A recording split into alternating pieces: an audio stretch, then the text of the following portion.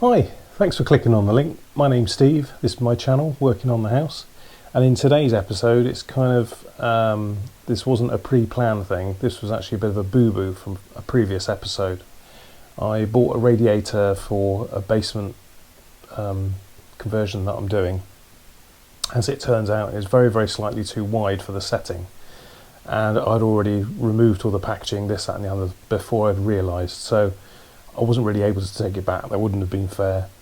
So I decided, well, quite a few of the radiators around the house are really quite old. I mean, they're sort of 30 plus years old, so they're quite rusty. They've been painted several times and they're really quite yuck.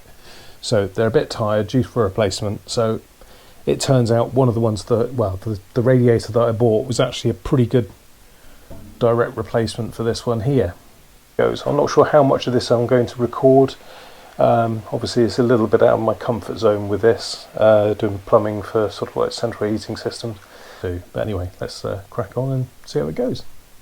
So it's the middle of, well, end of summer, but it's really nice and warm at the moment. So I can sort of like drain everything down, but the thing is then we won't have any hot water. We use a combi boiler in the UK, so it's all on the same closed loop system. So for the moment, all I'm going to do is isolate the radiators. So I'm going to turn the TRV or thermostatic radiator valve all the way off. And on the other side, called the lock shield,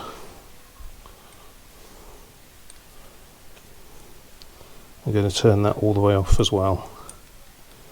There's one thing to remember, obviously it's just two adults that live here. So it's perfectly safe to do this because no one's going to be fiddling around with it. But obviously in a house with like small children, what have you, they could go around and fiddle with the thermostatic radiator valves, open up the valves, and then it could potentially send water everywhere. So just be aware of that. There you go. Another thing to remember is, even though I've turned it all the way off, there's a good chance that it won't completely seal, so you need to be prepared for that as well. I don't have carpets here, I've just got bare floorboards, so I'll just literally put an old towel down. This radiator's not been off for a very long time. There we go. Yeah, that's quite a bit of pressure. I've got a feeling that these radiator valves... Oh, that was it.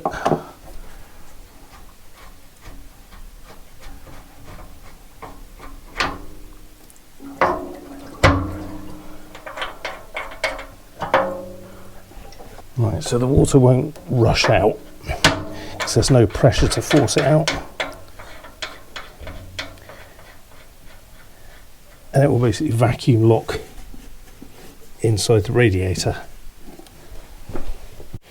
There you go, bucket at the ready.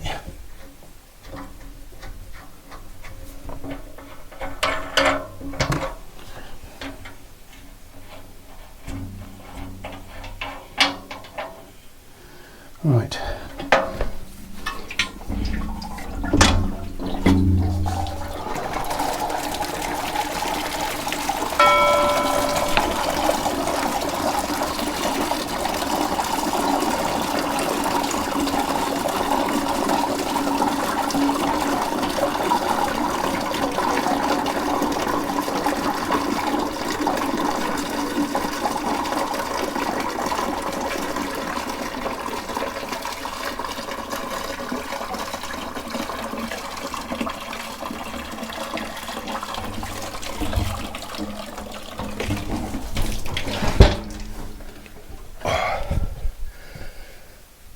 Whew.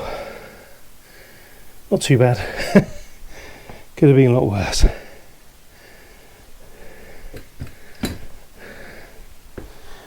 But you get the idea. Drain enough water so you can actually turn it over comfortably. Obviously with 2 people this makes the job a lot easier, but on your own you've got to do what you can do. Slotted screws. Ugh.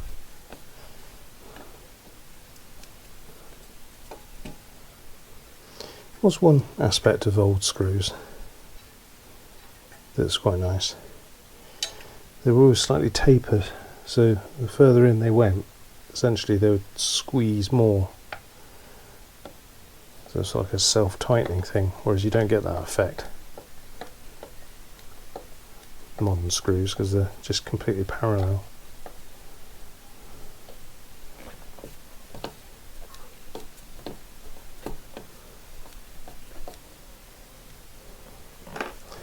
Bloody artwork with a screwdriver.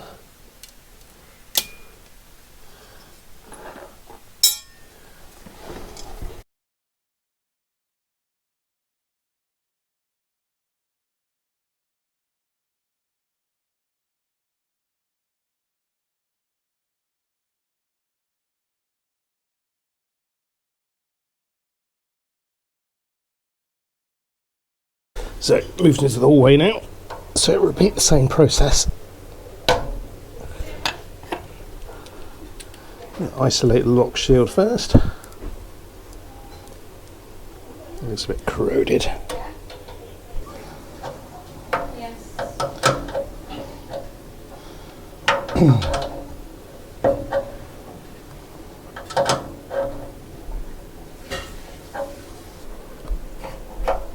TRV. Jesus. Whew. That was tight. Tight like a lion. That's the one.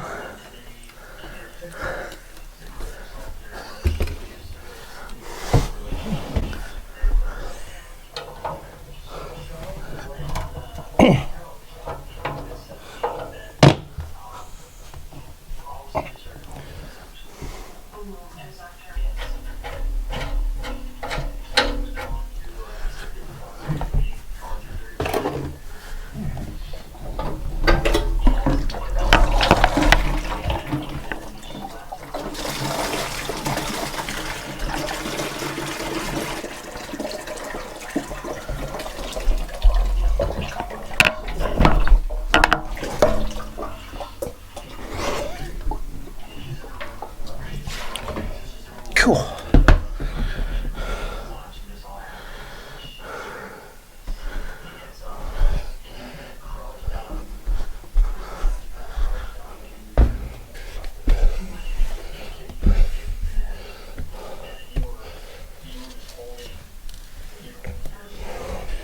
The water's a pretty nasty colour, and if that gets on carpets and whatever, it will stain. So you need to try and take as many precautions as you can, but obviously in this situation it's not such a problem.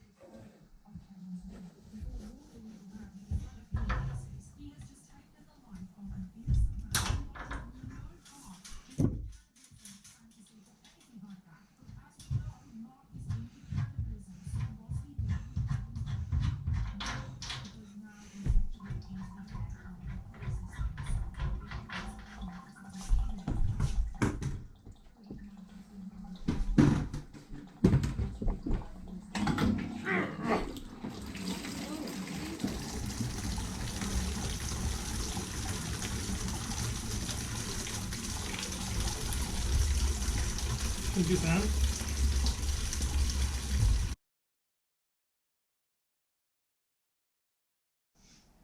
Yes, no, I think I might have spotted that, but I glossed over it because I just assumed it was,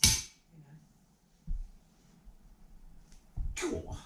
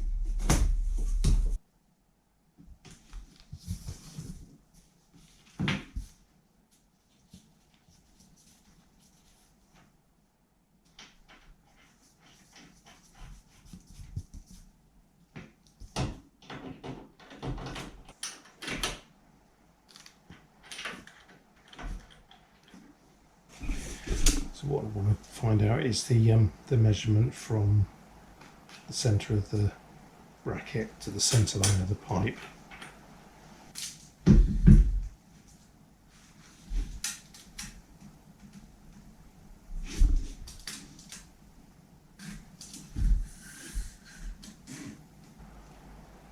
Uh, 140.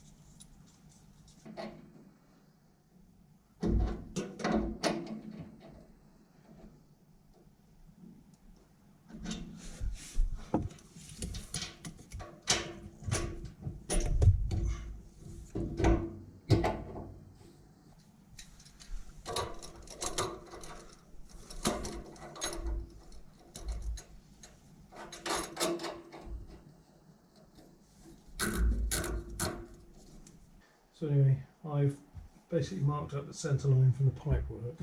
This pipe is nice and straight, I can keep that existing line. This one on this side has got a slight crank, so if there's any adjustment or movement I'll do it on this side. So I've marked my centre line of the pipework. The radiator bracket was 140mm from the centre line of the pipework, so I've measured that across. Held the radiator bracket up, making sure that the web of the bracket was against that line, and then I've just marked my 2 holes. Again, I'm making sure that the wider part of the bracket is against the wall. Keep the narrow section so it will be close to the wall.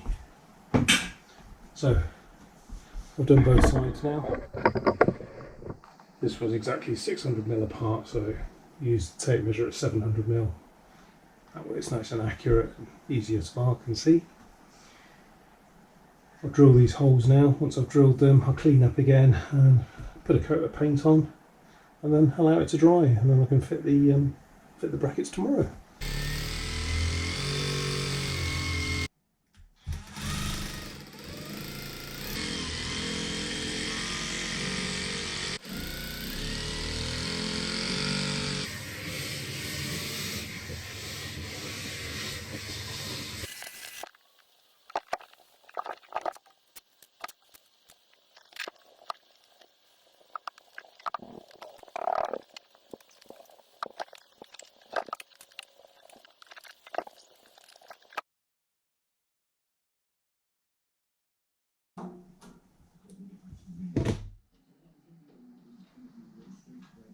So it has a rubber O-ring, so there's no need to use PTFE, that'll self-seal.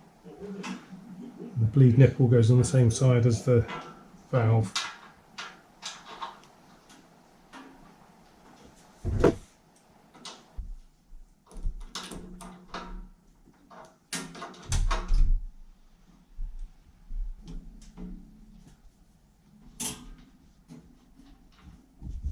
So again, on the blanking plug, there's a rubber seal.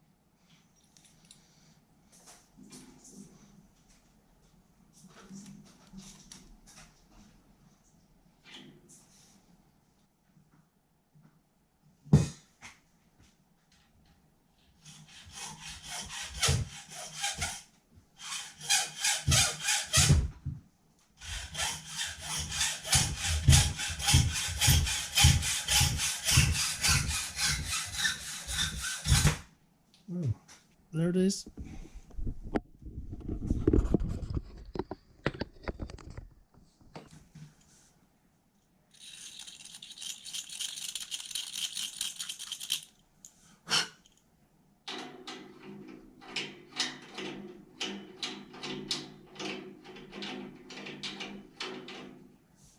To dry fit to see if we've got the measurements correct.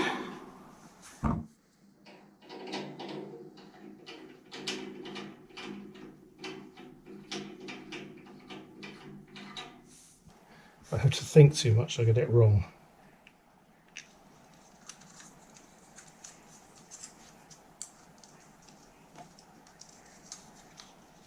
But essentially, you want to wrap it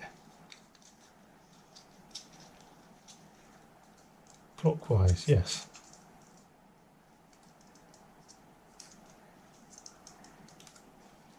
Anti-clockwise from the end. I know what I mean. So the idea being, that when you tighten it into the thread, it doesn't unravel. So when you're screwing it that way, let's go in the direction of the tape. Does that make sense?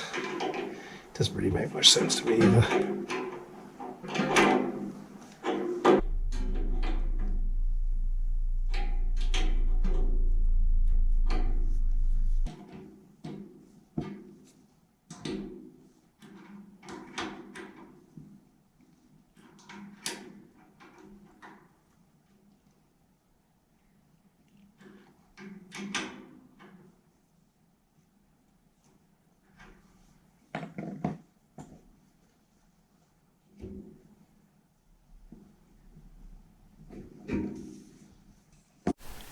I've done everything I can now. I'm now in a position to actually turn the boiler off and drain the system now and alter all the plumbing and pipe work to fit the new radiators.